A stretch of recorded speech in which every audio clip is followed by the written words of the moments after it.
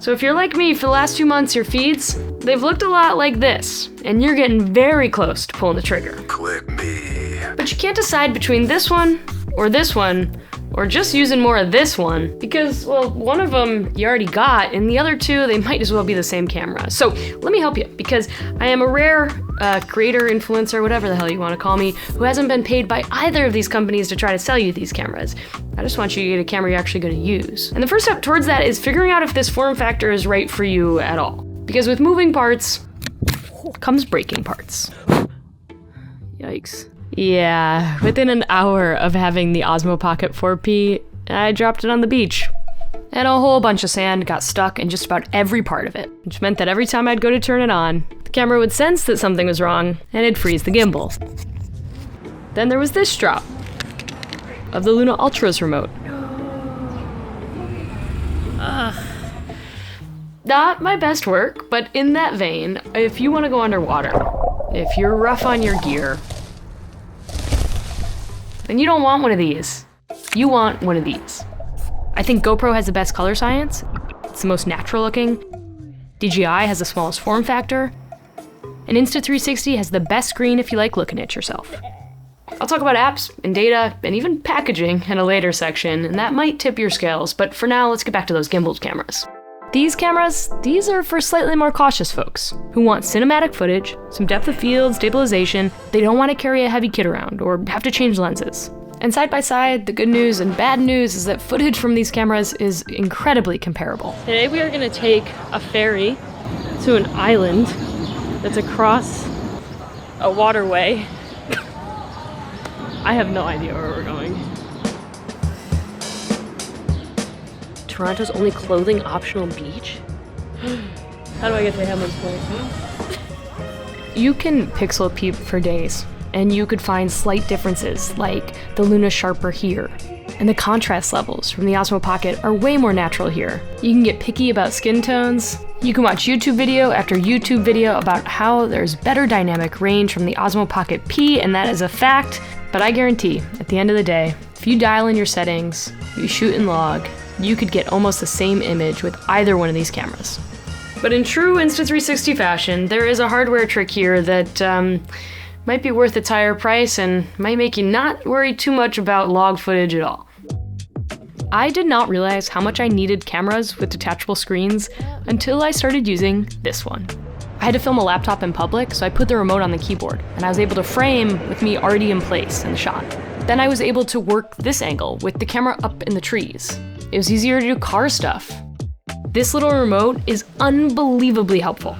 And yeah, you can have this with an app or with the 4P. DJI bundles this little incredibly buggy remote. What the heck? Girl. Having it built directly into the camera, never having to worry about it being charged, never having to remember it, never having to pair it to some app, really makes for that much better of an experience. The only problem is that it's small, it's slippery, and it has a glass screen that can, and in my case did, break. But a repair will only run you 25 bucks. So again, if you don't care about dynamic range, or, well, you don't care that much about dynamic range, then this camera is worth it for this feature alone. Oh, and this very nice plastic case that can protect the camera and hold on to ND filters and the wide angle adapter too. Again, Insta360, they got great hardware tricks. But those features, they come at a slightly higher cost. So for folks who are on a budget and aren't located in the US, DJI is your girl. But there's one accessory that I'd also factor into a budget. One of these bad boys, a micro SD card. Now before you say, Becca, you don't need those anymore. There's internal storage in these things. No. That internal storage, that's your backup. That's your, I forgot my card. That's your, I didn't realize I was gonna shoot so much today. This is your first stop. Now the card I use, always have used, is this bad boy, a Lexar Silver Plus. Which is why this is a total dream sponsorship, because I have been using, you could say testing, Lexar cards for as long as I've been shooting with tiny cameras.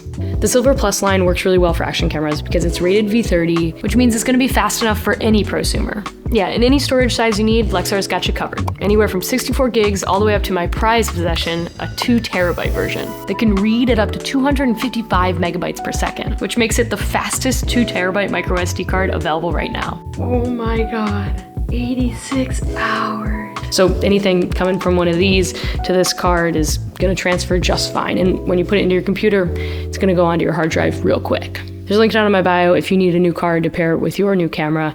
Thank you, Lexar, for sponsoring this video. Now back to the show. So last week I went on a little vacation, and in true camera lover fashion, I brought just about every camera I own on that trip. And I found that these gimbal cameras were actually my least used, which isn't to say that would be your experience, but it does make me want to show you what I found myself using most instead. Camera accessories for phones are getting really good, and I don't know if I'm just like in this era of being obsessed with them, but oh my god, I've been kitting out my phones lately. I got these new Moment lenses and a case for my iPhone 17 Pro, plus a universal adapter for any phone. I have been having so much fun filming with them. The fisheye is excellent for selfie photos. I love the warp on the edges. And if you shoot video with it through the iPhone's native camera app, the stabilization's a little wonky, so you get this sort of handheld jitter to it. And the anamorphic, I mean, it's just plain fun to see the world through it. At 150 bucks a pop though, they certainly aren't cheap, but they make your phone feel really different. And when you pair them with Dazcam, which is my most favorite camera app for the iPhone, I made a whole video about it. Come on, that's awesome. But please, for the love of God, Daz, make your app for Android. I would pay copious amounts of money for that. And I was kind of surprised by this. I found myself using a hell of a lot of the GoPro Mission 1 Pro, but this thing is useless. It will fall off, you'll lose it. It looks cool, but it is incredibly pointless. Anyway, more about the GoPro. This was a very swimming heavy, beach heavy trip, which featured my very first time scuba diving, and I truly thought I was gonna die, despite the fact that I looked as calm as ever doing it. Yeah, jury's still out on if I'll ever scuba dive again. But I was very grateful to have my GoPro. It's so easy to think of these little cameras as limited little boxes, but the truth is that the color science, the frame rate, the resolution on these cameras has gotten so much better. But I have not gotten better at skateboarding. Almost died. Okay, but there is one downside to these cameras, and it's that they can't really focus close.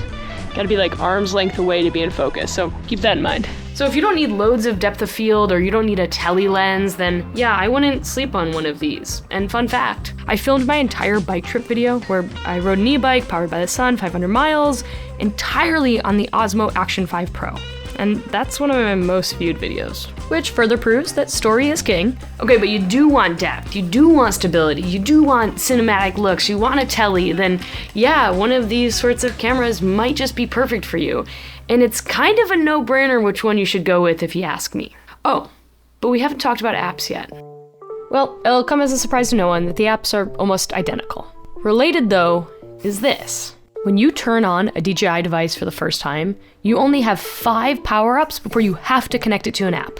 And there are a few pros to this. This will make sure you're on the latest firmware, this will activate your warranty, but if I buy a camera, I shouldn't have to connect it to anything in order to use it. And the packaging. Why is every individual thing wrapped in plastic?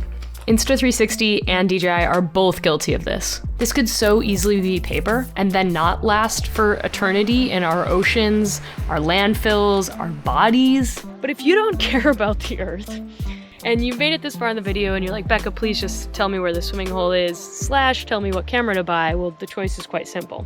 If you're on a budget, DJI is your girl. Or if you want the absolute best log performance, DJI is your girl. But if you got a little more cash, I wouldn't sleep on this Luna Ultra. I mean, this remote is a game changer, really. You just have to be able to deal with some of the first-gen product bugs that are gonna come along with this camera, and reeling in Insta360's color science, which can be a bit of a loose cannon still. I made a whole video about this camera, you can go watch that review, because there are some bugs and some problems to know about, but this remote will change your life. And you don't have to pair it to the app to get using it. But that's just what I think. How about you? Drop your comments down below, let folks know what they should look out for if they're buying one of these. Let's all help each other. And if you're kitting out your phone, Android or iPhone, let me know. Like I said, I'm so obsessed with this space right now. Okay, I'm Becca, I take tech outside. I appreciate the hell out of ya, and I'll see you in the next one.